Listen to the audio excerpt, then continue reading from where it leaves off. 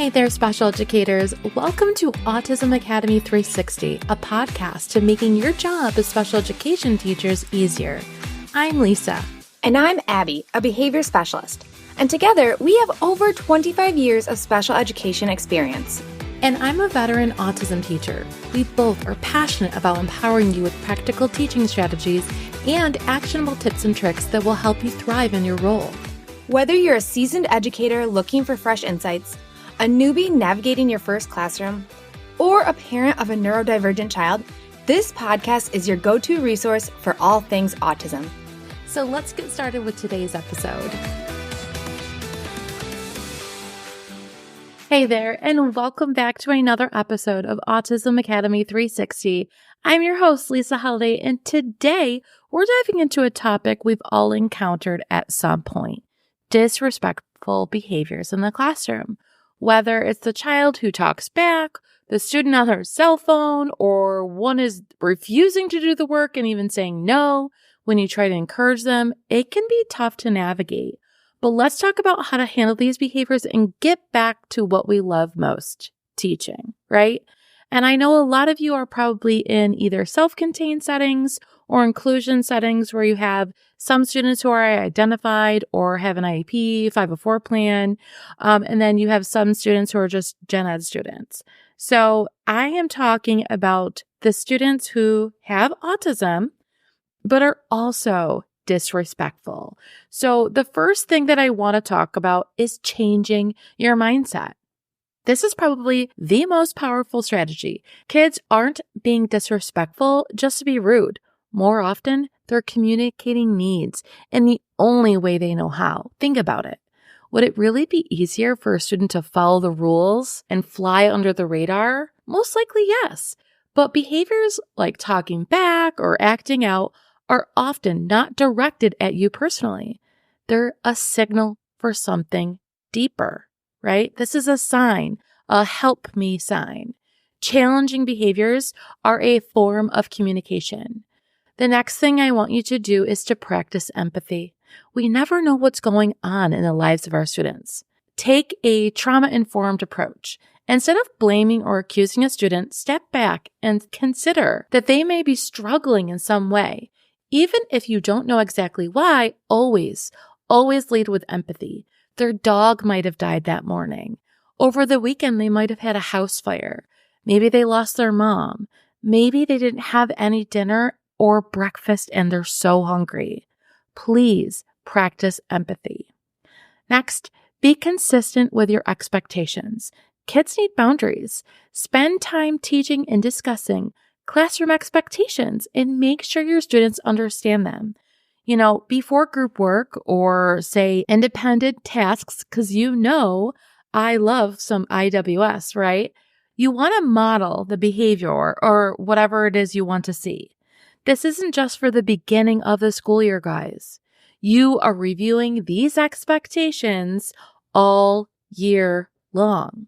And the next thing is I want you to train yourself not to take things personally. You would be shocked how many teachers think that they're actually being personally attacked when a kid is going off on them. And I know this can be hard, but it is essential. These are still kids or young adults, and they're still learning. We are the adult. The truth is, rude behaviors are often not a personal attack. When you stop taking offense, you can remain calm and focus on helping the student grow. Now, I get it. This can be real hard to check your feelings, but you have to do that. Please train yourself not to take things personally. I also want you to consider skill deficits. Sometimes what seems like rudeness is actually a lack of skills. Is a student blurting out because they can't self-regulate?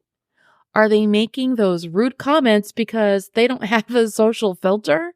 While not every behavior kind of fits this category, it is worth considering if a student just lacks a skill. I want you to focus on building a relationship, a strong relationship, and that is going to help you manage those challenging behaviors.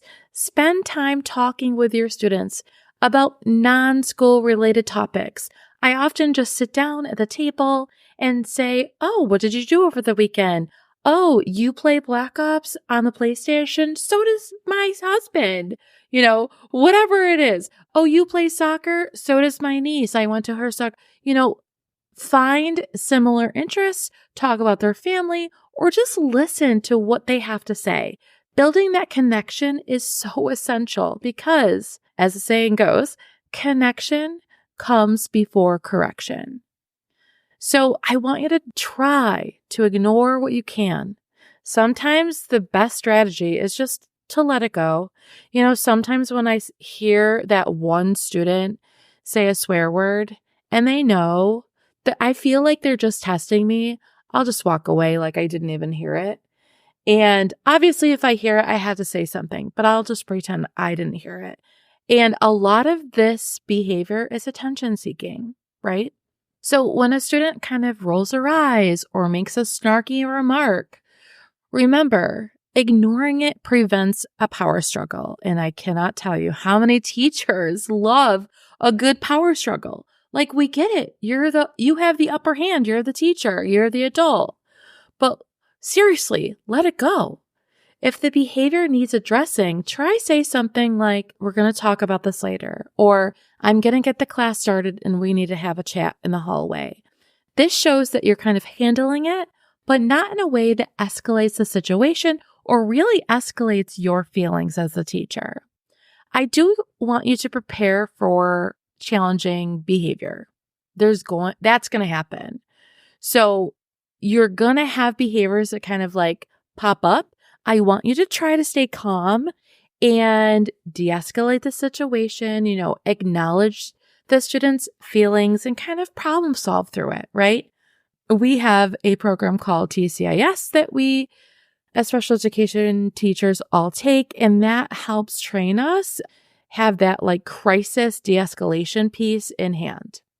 I do want you to avoid the impulse to kind of punish the student. So, logical consequences are fine, but on a spot on, like punishment, they often do more harm than good. So instead of saying, oh, you have detention, think about how you can problem solve with the student to address the issue constructively instead of jumping right to, oh, you have lunch detention, or, oh, you're staying after school. Haha, look at you now. We don't want to react that way. We don't want to kind of lash out at the student. We want to think about it. Try not to address punishment yet. Think about it and then address it. I want you, as much as you can, keep them in the classroom. When students stay in the classroom, they stay engaged. If a student refuses to do work, they're still benefiting from being in the room, listening and participating in discussions. Of course, there's exceptions, like the student is throwing a desk or, being harmful or disruptive. But when possible, say they have their head down or I've had students like crawl under the table and they won't come out. Whatever. I just walk away from them. I try to get them out, but if they're not, it's just not something I'm going to deal with. I usually say, I really think you'll be better listening if you sit in the chair. I'm going to come back in 2 minutes and see where you are. Normally, they are frustrated about something, or maybe the work is too hard and you want to give them time to kind of think about it and then come back to them, right? I also want you to try so hard to use de-escalation strategies. And if you don't have like a handful, if you're brand new and you don't have a handful of these in your back pocket or in your toolbox, so to speak, I want you to look these up and kind of make sure you have them on the ready, right? So knowing how to defuse a bad situation is incredibly valuable. So these strategies can be discussed and practiced as part of any teacher training. And that's why I say I like to go to TCIS training, because I use all of the strategies that I learned there. I highly recommend using de-escalation tools to manage those high crisis, high challenging moments. I also want you to always consider the why behind the behavior, right? Anytime I see a student acting out Or if a teacher says, oh, that kid is annoying, think about that. Why is that kid annoying? Why is that kid seeking out attention? Are his parents always at work and he's basically raising himself at home and he's constantly needing somebody to talk to, and so he's constantly blurting out in class? Is he always want to tell you about his weekend because no one else cares? Like, there's so many reasons why students are the way they are.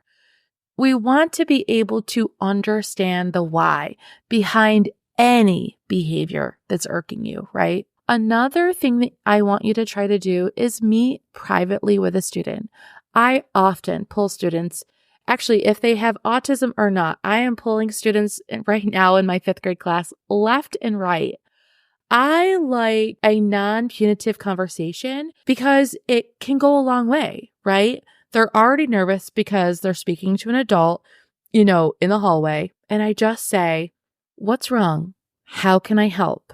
Just asking a question can open that door for honest communication and give them a chance to speak. Just sit there and listen.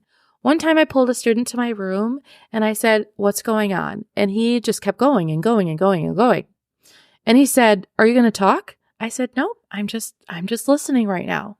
It was really funny that he noticed that I wasn't speaking. We are so quick as teachers to kind of jump in and say, okay, this is what you did wrong. This is how I want you to fix it. Sometimes you need to just listen and kind of brainstorm those solutions together, right? We want to stay open-minded and think of maybe the student has a suggestion you've never thought of, right? So you want to do this and kind of make a plan and work together. You want to involve the student. So that's it for today's episode. I hope these strategies help you in kind of managing those really tough behaviors and kind of fostering stronger connections with your students.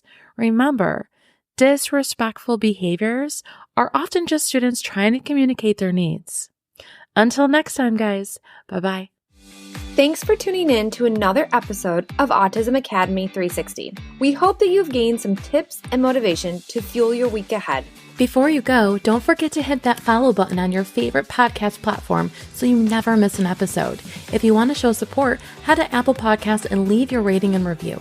Until next time, stay inspired, stay informed, and most importantly, stay connected. We'll catch you in the next episode.